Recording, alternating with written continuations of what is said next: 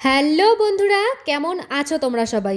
আশা করি সবাই খুব খুব ভালো আছো আর আমিও অনেক ভালো আছি। প্রতিটা দিনের মতো আজকে কিন্তু আবারও চলে এসেছি তোমাদের সাথে নতুন একটা রান্নার ভিডিও নিয়ে। যা গরম পড়েছে, কোনো কিছু রান্না করা তো দূরের কথা, খাবার খেতেও ইচ্ছে হচ্ছে না। যাই হোক, ওরম বললে তো আর হবে না, রান্না বান্না তো করতেই হবে, তাই না?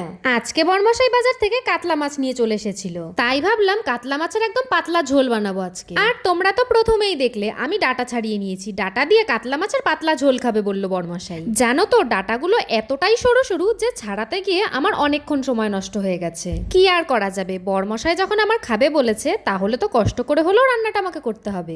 বাড়িতে যখন ছিলাম তখন মাকে দেখতাম যে এই সরু সরু ডাটাগুলোকে মা ফেলেই দিত, আর এখন দেখো এই সরু সরু ডাটাগুলোকে আমাদের কিনে খেতে হয়। জানো তো, এমন অনেক সবজি আছে যেগুলো খেতে ইচ্ছে হয়, কিন্তু সব জায়গায় তো সব জিনিস পাওয়া যায় না। যাই হোক, দেরি না করে রান্নাটা শুরু করা যাক। মাছগুলোকে কিন্তু প্রথমেই আমি লবণ মাখিয়ে ভালো করে ধুয়ে নিয়েছি।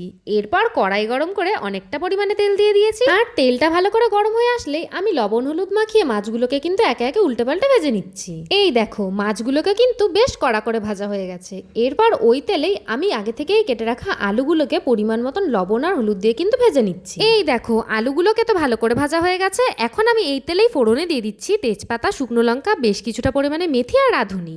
ফোড়নটা তো 2-3 সেকেন্ড ভেজে নিয়েছি, আর সুন্দর গন্ধ বেরিয়ে আসলেই এখন আমি এর মধ্যে দিয়ে দিচ্ছি আগে থেকেই কেটে রাখা ডাটাগুলোকে। পরিমাণ মতন লবণ আর হলুদ দিয়ে ডাটাগুলোকে কিন্তু আমি ভালো করে ভেজে নিচ্ছি। ডাটাগুলো একটু সেদ্ধ হয়ে আসলে এখন আমি এর মধ্যে দিয়ে দিচ্ছি আগে থেকেই ভেজে রাখা আলুগুলোকে। আবারও কিন্তু ডাটা আর আলুগুলোকে আমি ভালো করে ভেজে নিচ্ছি। আমি যেহেতু কাতলা মাছের একদম পাতলা ঝোল বানাবো, তাই জন্যই দিয়ে দিলাম 3টে চিড়ে রাখা কাঁচা লঙ্কা, বেশ কিছুটা পরিমাণে জিরের গুঁড়ো আর ধনের গুঁড়ো। সমস্ত কিছু কিন্তু আবারও বেশ কিছুক্ষণ সময় ধরে আমি ভেজে নিচ্ছি। দিয়ে দিলাম পরিমাণ মতন জল। ঝোলটা ফুটতে ফুটতে চলো আমি তোমাদের সুন্দর সুন্দর কিছু কমেন্ট পড়ে নিই। চন্দনা পাল দিদি ভাই বলছে, সত্যি তোমার রান্নাগুলো খুব সুন্দর হয়, দেখতে খুবই ভালো লাগে। থ্যাংক ইউ সো মাচ দিদি ভাই। গুড্ডি রাজা দে আইডি থেকে একজন আমাকে কমেন্ট করেছে যে তুমি তো সবার নামটা নাও, তুমি তো আমার কমেন্টটা দেখছোই না, প্লিজ একবার আমার নামটা নিও। এই তো আমি তোমার নামটা নিয়ে নিলাম।